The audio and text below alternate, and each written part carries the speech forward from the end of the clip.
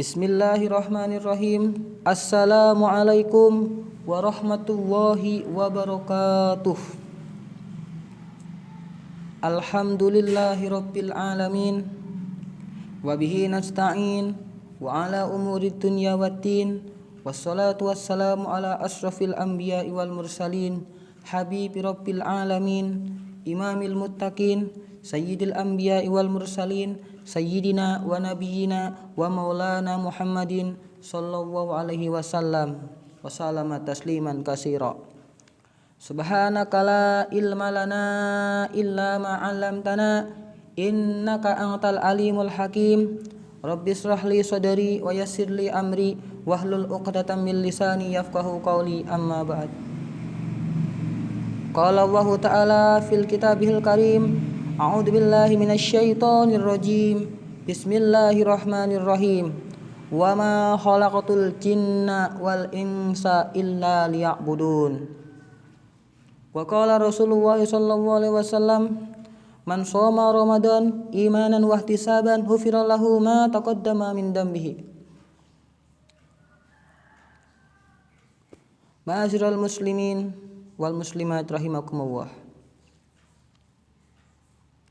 Yang kami hormati kepada Ketua Yayasan Rahmatullah Teponglor Kota Tegal, yang kami hormati dan kami banggakan kepada bapak-bapak, ibu-ibu yang kami hormati, ketahuilah bahwa orang yang menjalankan ibadah di bulan Ramadan dengan baik, siang hari dia jalankan ibadah puasa Ramadan dan malamnya dia hidupkan dengan taraweh, beriktikaf di masjid, membaca Al-Quran sampai malam dan sebagainya.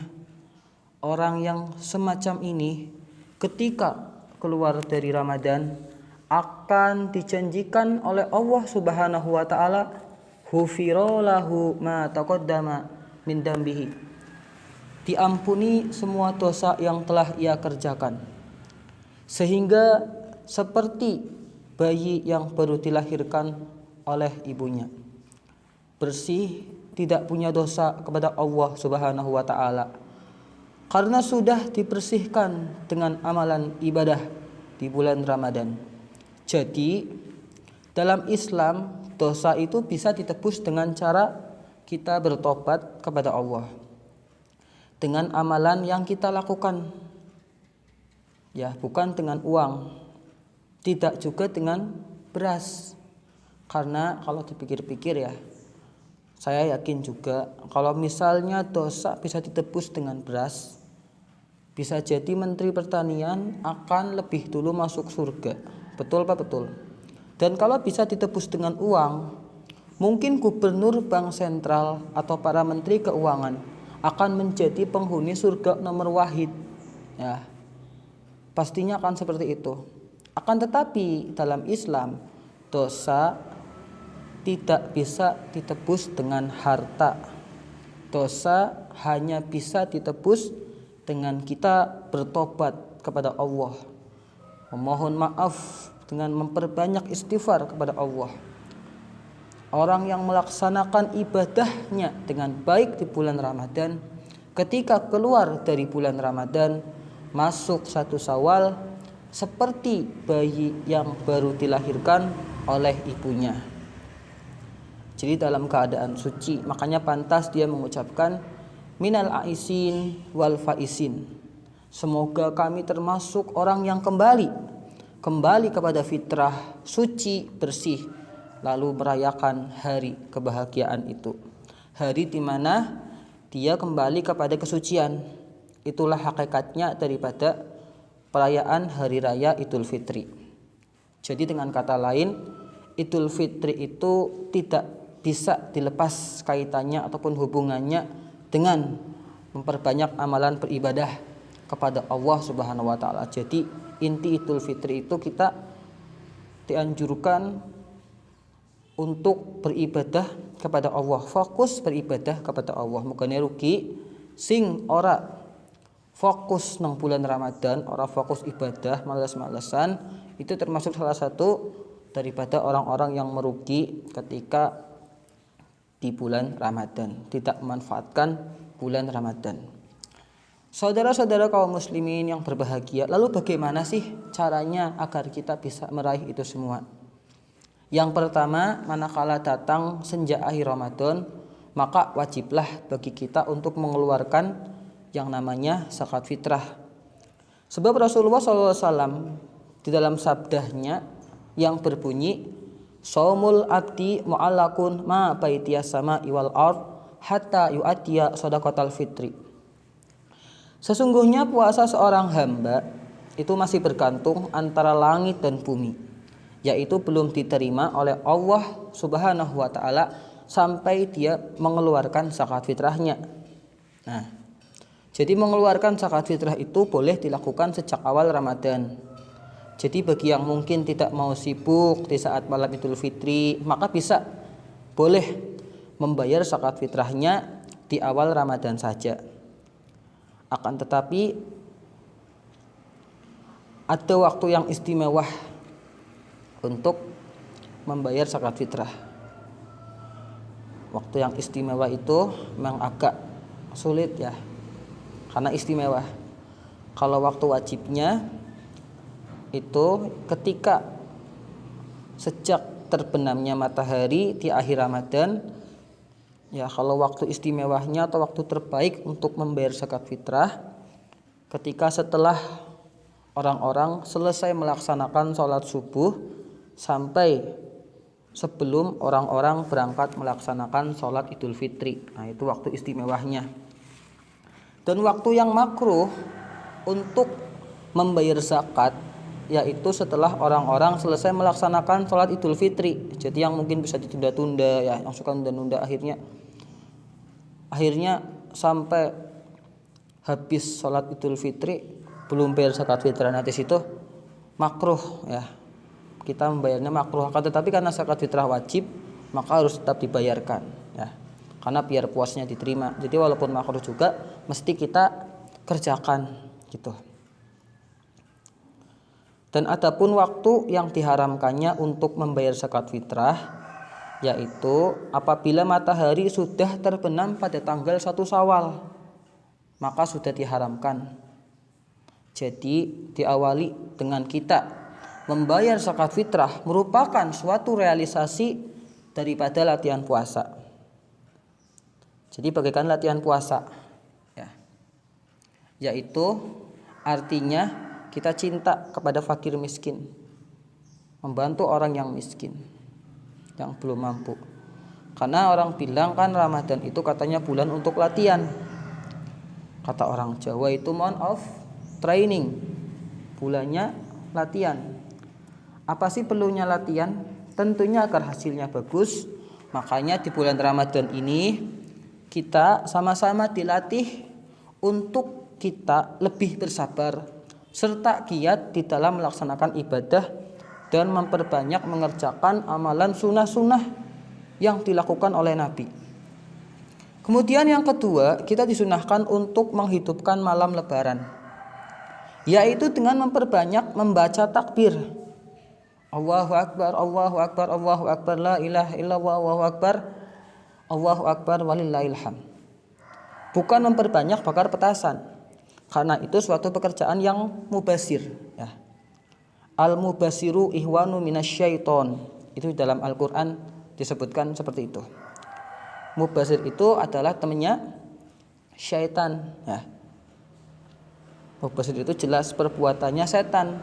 Makanya ayo di bulan malam Idul Fitri, di bulan Syawal pertama, 1 Syawal, kita usahakan agar kita senantiasa memperbanyak takbiran ya. Jangan sampai kita menyia-nyiakan waktu kita untuk bersenang-senang saja seperti main petasan dan sebagainya. Dan di dalam suatu hadis yang diriwayatkan oleh Imam Tabrani dari sahabat Ubaidah bin Somit, Rasulullah SAW bersabda yang bunyinya, "Man ahya lailatal fitri lam yamut qalbuhu yauma tamutul qulubi." Yang artinya barang siapa yang menghidupkan malam Idul Fitri, maka hatinya itu tidak akan pernah mati di saat hati orang lain menjadi mati. Jadi itu tujuan utama daripada melaksanakan malam Idul Fitri. Jadi bukan hanya dengan memakai baju baru dan menikmati hidangan yang enak-enak saja, seperti pemahaman pada orang-orang pada umumnya. Makanya saya kalau khusus malam takbiran, baik itu takbiran malam Idul Fitri ataupun takbiran malam Idul Adha, itu saya mewajibkan diri saya untuk menetapkan diri ataupun berada di masjid ataupun musola untuk membaca takbir sampai pagi. Itu kalau di malam Idul Fitri sama malam Idul Adha. Rasanya balik maning umah, eman-eman mendingan memperbanyak takbiran. Karena kan momen takbiran itu hanya di malam Idul Fitri sama di malam Idul Adha yang rame-ramenya. Di situ saya senang banget, eman-eman kalau misalnya ditinggalkan. Saya khusus ya kalau ngantuk tidur di masjid sekalian, seperti itu. Kemudian yang ketiga, kita diperintahkan untuk melaksanakan halal bihalal, yaitu untuk saling meminta maaf kepada sesama manusia. Karena dosa kepada sama Allah sudah diampuni dengan amalan kita di bulan Ramadan. Sedangkan dosa kepada sesama manusia bisa diampuni dengan cara kita meminta maaf kepada sesama manusia. Baru kalau sudah saling meminta maaf, maka Allah baru akan mengampuni dosa kita kepada sama manusia. Ya, dengan cara apa? Kita meminta maaf, yaitu dengan kita menjaga tali persaudaraan dengan bersilaturahmi kepada sama muslim. Kita salam-salaman, meminta maaf, meminta ridhonya. Barangkali dulu banyak salah dan sebagainya, itu kita minta maaf.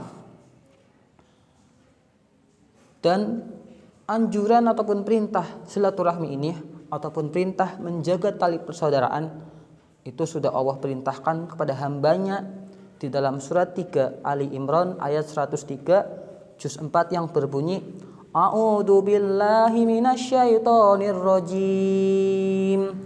Bismillahirrahmanirrahim. Wa'tasimu bihablillahi jami'an wa la tafarraqu. Wadhkuru ni'matallahi 'alaikum id kuntum a'daan fa'alafa baina qulubikum fa'asbahtum bi ni'matihi ikhwana wa kuntum 'ala syafa hufratin minan nari fa'anqadakum minha kadzalika yubayyinullahu lakum ayatihi la'allakum tahtadun. Shadaqallahul adzim wallahu a'lam bil muradihi. Yang artinya, dan berpegang teguhlah kamu sekalian kepada tali agama Allah dan janganlah kamu bercerai-berai. Dan ingatlah nikmat Allah kepadamu ketika kamu dahulu bermusuhan, lalu Allah mempersatukan hatimu sehingga dengan karunia-Nya kami menjadi bersaudara. Sedangkan ketika kamu berada di tepi jurang neraka, lalu Allah menyelamatkan kamu dari sana. Demikianlah Allah menerangkan ayat-ayat-Nya kepadamu agar kamu mendapat petunjuk. Jadi seperti itulah perintah Allah. Kita diperintahkan untuk menjaga tali persaudaraan. Wa'tasimu bihablillahi jami'an wa la tafarraqu.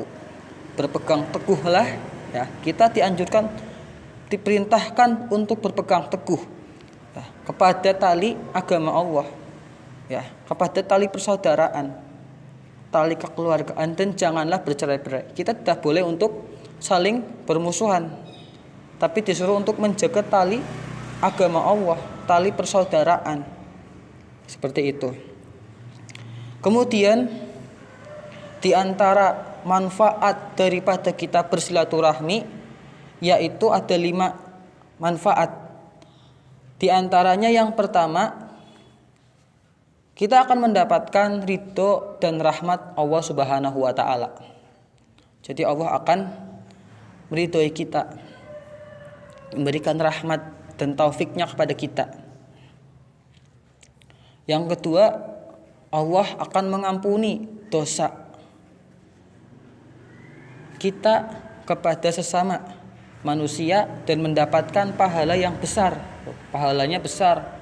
Makanya eman-eman kalau orang di bulan Syawal dia tidak mau atau enggan untuk bersilaturahmi kepada kerabat, saudara dan sebagainya. Kemudian yang ketiga akan diberikan keberkahan panjang umurnya. Nah, ini udah jelas. Dalam sabda Nabi yang lain juga mengatakan bahwasanya silaturahmi itu akan dipanjangkan umurnya, ya. Tawil umrohum. Ya, akan dipanjangkan umurnya. Dilapangkan rezekinya. Yang keempat, jelas juga pernah disebutkan dalam sabda Nabi seperti itu. Orang yang memperbanyak silaturahmi akan diluaskan, diperbanyak rezekinya. Kemudian yang kelima, memperluas tali persaudaraan dan menambah keharmonisan kepada sama kerabat. Nah, itulah daripada manfaat daripada melakukan silaturahmi. Semoga kita semua mendapatkan keberkahan dan keridhaan dari Allah Subhanahu wa taala. Amin ya rabbal alamin. Dan jangan putuskan rasa persaudaraan kita. Kita sama-sama rangkul diri kita. Ya, sama-sama bersahabat, menjaga tali kekeluargaan dengan kita bersilaturahmi. Demikian yang dapat saya sampaikan. Untuk apa jadi bujang hidup sepi tak bermuara? Ingin hati cerma panjang, apa daya masih ada acara. Kalau ada sumur di ladang, bolehlah saya menumpang mandi. Kalau ada umur yang panjang, insya Allah saya ceramah lagi. Ila liqa akhiru kalam. Wassalamualaikum warahmatullahi wabarakatuh.